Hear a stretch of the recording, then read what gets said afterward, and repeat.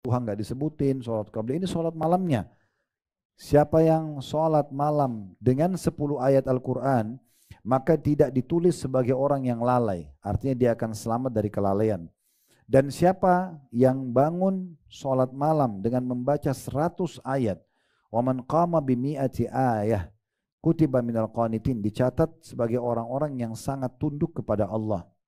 Oh, itu orang miskin, itu nggak mampir dulu abadi ini kan gini, bantu kasih dan segala. Mereka sudah sibuk dengan itu. Mereka kalau ke sekolah, didikan kami di rumah, saya tidak mengatakan pada anak-anak pada saat punya jajan, nanti ini uang buat kamu pakai jajan, tidak. Nah, nanti kalau istirahat, traktir teman-teman kamu ya. Biasakan mereka royal, sedekah. Jadi tidak makan sendiri, dia memberikan. Adik sama kakak, biasakan kalau ibu sudah hidangkan makan, selalu bilang, ayo sekarang kakak berikan pada adik, adik berikan pada kakak, saling berbagi. Kalau tidak, syaitan tanamkan sifat bakhil dari awal. Bismillahirrahmanirrahim.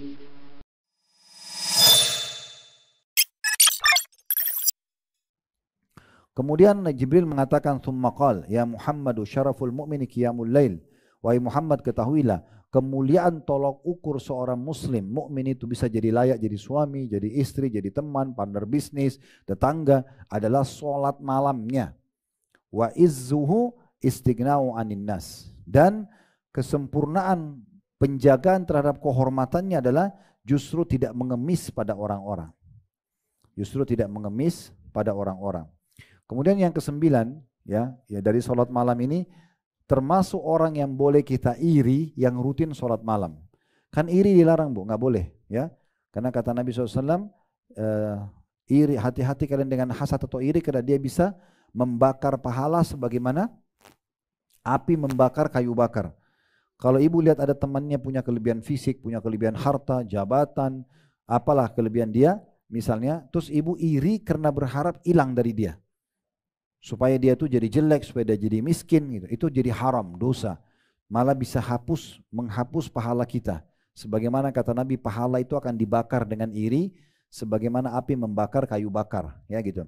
Tetapi kalau ibu irinya itu ghibthah. Ghibthah itu gini, ibu berharap apa yang ada pada dia tetapi tidak berharap hilang dari dia. Misalnya, dia punya kekayaan, ibu mengatakan, ya Allah, sebagaimana engkau berikan dia, berikan juga aku. Tidak berharap hilang dari dia, itu boleh. Atau dia pintar, dia soleha, misalnya. Ibu bilang, ya Allah, sebagaimana engkau berikan dia, berikan juga aku. Misal, contoh. Maka itu boleh. Selama tidak bentrok dengan sunnatullah, bu. Peraturannya Allah. Gak bisa ibu bilang misalnya, ya Allah berikan saya wajah seperti wajah dia. Kan gak mungkin, itu sistem Allah sudah buat. Kan gitu. Gak mungkin. Tetapi kalau tidak bentrok dengan sistem yang Allah buat seperti harta, kedudukan, ya kepintaran, itu saja bisa. Kesuburan misalnya mau melahirkan, itu semua bisa. Walaupun misalnya dasarnya seorang wanita mandul tetap bisa dengan doa berubah, karena itu tidak bentrok dengan sunnatullah. Asalnya wanita itu harusnya subur, karena manusia diciptakan untuk populasi kan gitu. Nah begitulah. Maka Nabi SAW membolehkan kita iri tapi tidak berharap hilang dari orang. Kebaikan itu terutama orang yang punya ayat Al-Quran yang dia baca di sholat malam selalu tahajud, dan yang kedua orang yang punya harta selalu sibuk infakkan di jalan Allah. Sebagaimana hadis Nabi SAW diriwayatkan oleh Imam Muslim, la hasada illa fitnatain. Tidak boleh orang iri kecuali pada dua orang. Jadi maksudnya berharap kita seperti dia, itu boleh ya. Yang pertama, rajulun atahu Allahul Qur'ana fahuwa yaqumu bihi ana al-laili wa ana an-nahar. Seseorang yang sibuk, yang Allah berikan Al-Quran, dia hafal banyak surah-surah apalagi sampai 30 juz, dan dia sibuk membacanya di malam hari, di sholat malam dan di siang hari. Ini boleh kita iri, coba saya juga engkau berikan seperti dia ya Allah gitu. Pengen juga menjadi hafidh Quran, itu boleh. Yang kedua, warajulin atahu Allahu malan fahuwa yunfiqu wa ana al-laili wa ana an-nahar. Seseorang yang Allah berikan harta dan dia sibuk menginfakkannya di malam dan di siang hari. Kemudian yang ke-10, ya, membaca Al-Quran dalam sholat malam itu ya, akan misalnya 10 ayat akan mendapatkan keselamatan dari kelalaian. Ya. Ini keutamaan sholat tahajud. Maka tadi saya bilang minimal 10 ayat ibu baca ya. Jadi kalau misalnya ibu cuma mau baca setiap rakaat, kita sholat 11 rakaat tuh. Misalnya setiap rakaat 1 ayat saja. Berarti pas 10 kan 10 rakaat berarti 10 ayat, tinggal baca Al-Ikhlas setelahnya. Itu minimal. Ibu kalau baca 10 ayat maka dicatat atau diselamatkan dari kelalaian, ya. Kemudian kalau baca sampai 100 ayat dicatat sebagai orang-orang yang patuh kepada Allah. Dan kalau baca 1000 ayat dia akan menjadi orang yang paling banyak mendapat pahala di malam itu. Sebagaimana hadis Nabi SAW diriwayatkan oleh Abu Daud, "Man qama bi asyri ayatin lam yuktab minal ghafilin." Barang siapa yang sholat malam dengan 10 ayat, khusus sholat malam ya, sholat duha nggak disebutin, sholat qabli, ini sholat malamnya. Siapa yang sholat malam dengan 10 ayat Al-Quran, maka tidak ditulis sebagai orang yang lalai. Artinya dia akan selamat dari kelalaian. Dan siapa yang bangun sholat malam dengan membaca 100 ayat, وَمَنْ قَامَ بِمِئَةِ ayah, kutiba minal qanitin, dicatat sebagai orang-orang yang sangat tunduk kepada Allah. وَمَنْ قَامَ بِأَلْفِ ayatin kutiba minal muqantirin, dan barang siapa yang membaca 1000 ayat, maka dia tercatat sebagai orang yang panen pahala paling banyak di waktu itu. Ya. Kemudian dalam riwayat yang lain, ini riwayat mulia sekali, kata Nabi SAW kepada para sahabat, "Ayuhibbu ahadukum idza raja ila ahli an yajida fihi thalatha khalifatin idhamin siman." Mau enggak seseorang di antara kalian kembali kepada keluarganya dan dia mendapatkan langsung sebagai hadiah 3 unta hamil yang besar lagi gemuk. Di masa itu tuh dianggap harta paling bagus ya. Kalau orang punya unta, betina, sehat dan hamil, tinggal melahirkan unta yang lain lagi. Kata Nabi SAW, mau nggak kepada para sahabat waktu itu? Kalian pulang ke rumah kalian dari pengajian ini, terus tiba-tiba seperti mendapatkan 3 ekor unta, betina, sehat dan lagi dalam kondisi mengandung. Maka kata para sahabat, kulna na'am, kami mengatakan tentu ya Rasulullah. Siapa yang nggak mau gitu? Qala, maka Nabi SAW mengatakan, "Thalathu ayatin yakra'u bihinna ahadukum fi salatihi khairun lahu min thalathi khalifatin idhamin siman." Ketahuilah 3 ayat Al-Quran saja yang dibaca oleh seseorang di antara kalian di sholat malamnya, itu lebih baik daripada 3 ekor unta yang betina, sehat dan sedang mengandung. Jadi artinya 1 ayat lebih baik daripada 1 ekor unta, ya gitu. Seperti itulah. Jadi memang ini luar biasa gitu ya, anjuran Nabi alaihi salatu wassalam ya. Dan sekian banyak tentunya keutamaan ya, tapi ini diantaranya. Kita sudah sebutkan kurang lebih 10 ya keutamaan. Ini kalau kita mau rincikan bisa sampai belasan, banyak sekali. Tapi saya berharap dengan ini berarti sudah cukup memotivasi kita untuk bisa ya menjaga sholat malam itu ya. Baik, saya lanjutkan dulu menutup buku kita ya. Ya, kita akan menutup buku kita dengan lanjutan sisa paragrafnya. Masih di halaman 22, kemudian dikatakan membiasakan dan menganjurkan istri dengan sedekah adalah sesuatu yang bisa menambah iman. Ia adalah perkara agung yang dianjurkan oleh Rasulullah SAW dengan sabdanya. Jadi di sini penulis mendatangkan 2 contoh, Bu. Salat malam dengan sedekah ya. Tentu kita berharap ini masuk dalam semua lini kehidupan kita. Bagaimana suami istri, orang tua sama anak, anak sama orang tua saling memotivasi untuk menjaga semua jenis amal soleh. Sibuk dari amal soleh ke amal soleh yang lainnya. Itu yang dimaksudkan. Nah diantaranya dikatakan tentang masalah sedekah. Rasulullah SAW pernah mengumpulkan para wanita, ibu-ibu ya. Kemudian Nabi mengatakan, ya ma'syaran nisa, wahai segenap wanita, tasaddaqna, fa inni ra'aitukunna aktsara ahlin nar. Bersedekahlah kalian, karena sungguhnya aku diperlihatkan bahwa kalian adalah mayoritas penghuni atau penduduk neraka. Dalam riwayat ini atau riwayat ini disebutkan di putnot nomor 21, diriwayatkan oleh Imam Bukhari. Artinya bagaimana kita menghidupkan kebiasaan royal di jalan Allah Subhanahu wa taala. Biasa bersedekah. Ibu biasa sedekah, suami sedekah. Jangan justru ibu menjadi seorang istri yang menghalangi suaminya untuk sedekah, apalagi untuk orang tuanya. Ibu kadang-kadang ada seorang wanita membiarkan atau menjadi penghalang suaminya bakti pada ibunya. Ini hati-hati. Allah bisa karuniai juga dia anak yang durhaka sama dia. Justru ibu harus dukung suaminya untuk bakti sama orang tuanya gitu kan. Kalau ada orang yang sedang diuji oleh Allah SWT dapat mertua yang cerewet, yang itu dan ini, itu resiko kita nikah sama anaknya. Karena nggak mungkin dihapus status orang tuanya kan gitu. Tidak mungkin dihapus status saudaranya, kan? Itu sudah risikonya. Nah, kan dari awal carilah mungkin orang mertuanya orang baik dan segala macam. Tapi kalau dari awal sudah tahu dan tetap aja seperti itu, ya resikonya ya. Tapi yang jelas teman-teman sekalian, subhanallah, cara paling efektif untuk meraih hati orang royal, ya. Tidak mungkin muncul loyal, orang peduli sama kita, orang suka sama kita tanpa ada royalitas, nggak mungkin, itu menghayal. Ya, suami istri tadi saya bilang dari awal, kalau saling memberi, saling mendahulukan, itu akan muncul rasa cinta. Sahabat sama sahabatnya, atasan sama bawahannya, masyarakat, pemimpin sama masyarakat, semua itu butuh. Loyalitas akan muncul kalau ada royalitas. Nggak mungkin persahabatan langgeng, suami istri baik rumah tangganya kalau ada pelitnya, nggak mungkin. Berapa banyak cerai suami istri, alasannya si istri karena suaminya tidak nafkahi, karena suaminya pelit. Berapa banyak juga suami ceraikan istrinya karena istrinya pelit, istrinya tidak mau berbagi sama orang tua dia, tidak menghormatinya dan segala macam, kan begitu. Jadi kalau kita ingin sebenarnya meraih hati orang, itu mudah, sederhana sekali. Bagaimana kita royal, kita selalu memberi kepada orang lain.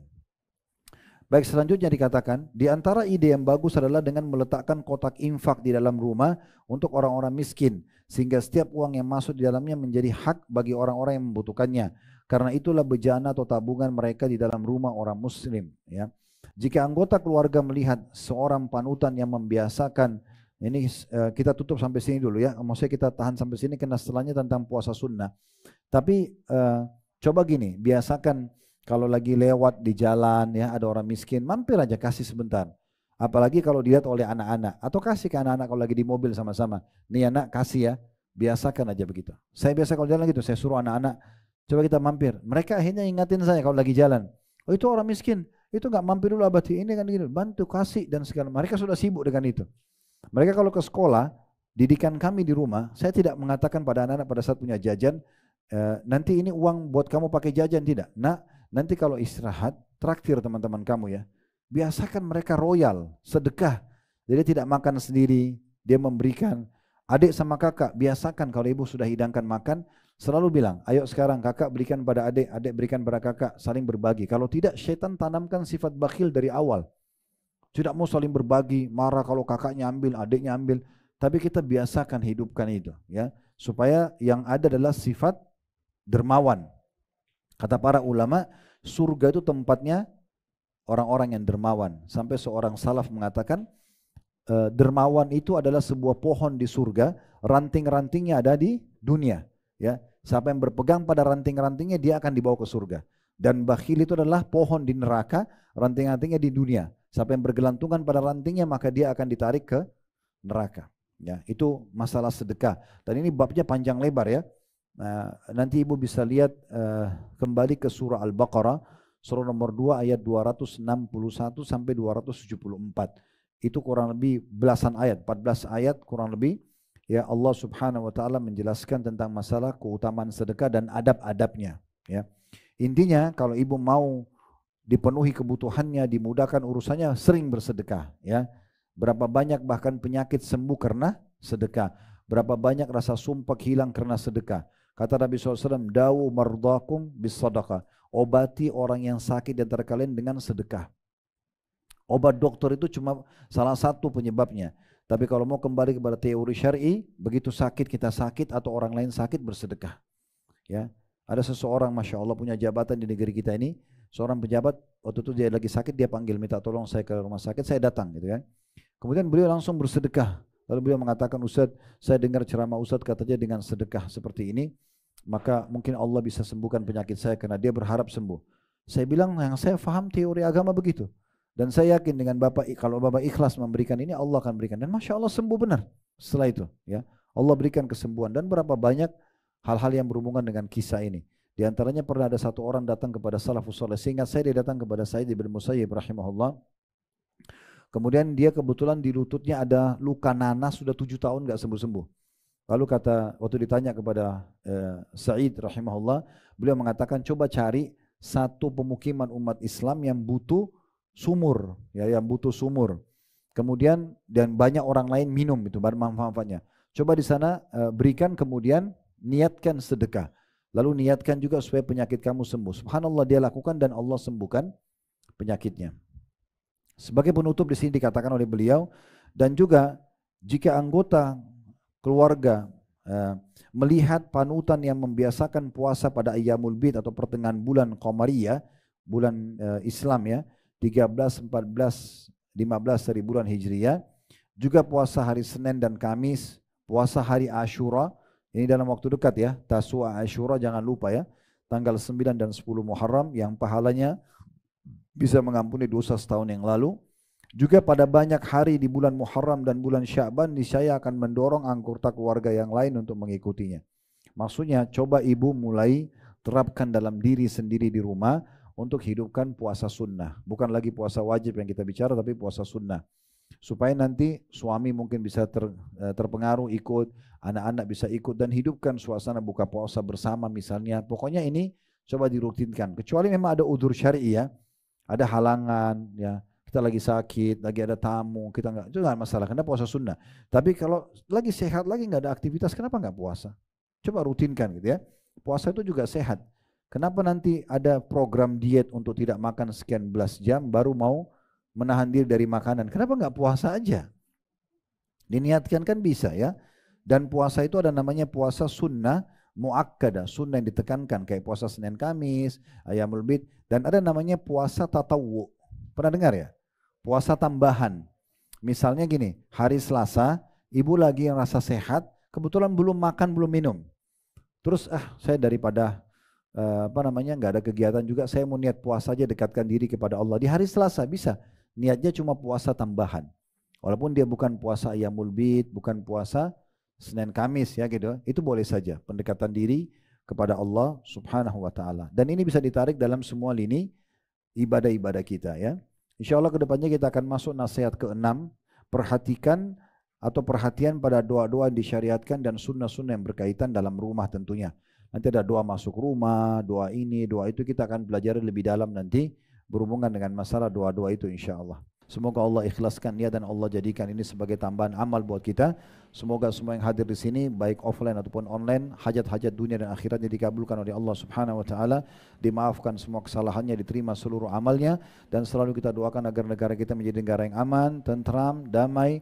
Allah jaga persatuan, kesatuan dan kemerdekaan kita, serta Allah berikan petunjuk para pemimpin menjalankan tugas dan amanah dengan baik, dan Allah juga jadikan juga kita masyarakat yang selalu gotong royong dengan pemerintah menjaga persatuan, kesatuan dan kemerdekaan, dan kita menjadi contoh bagi negeri-negeri yang lain. Dan semoga Allah tolong saudara-saudara kita di Palestina secara khusus, Gaza dan Rafah, serta juga di Syria, di Yaman, di Irak, di Ugru, di Burma, di mana saja yang sedang tertindas. Semoga Allah ikhlaskan niat mereka, terima para syuhada mereka, muliakan Islam di tangan mereka dan tangan kita semua, dan semoga Allah ikut sertakan kita bersama mereka di pahala, baik dengan doa, dengan harta, juga dengan jiwa kita. Dan semoga Allah menyatukan kita semua di surga Firdausnya tanpa hisab, mana disatukan dalam majlis ilmu yang mulia ini. Allahumma amin. Wa sallallahu ala nabiyina Muhammadin wa alihi wa sahbihi wa sallam, wa akhiru da'wana alhamdulillahi rabbil alamin. Subhanakallahumma bihamdika asyhadu an la ilaha illa anta astaghfiruka wa atubu ilaik. Wassalamualaikum warahmatullahi wabarakatuh.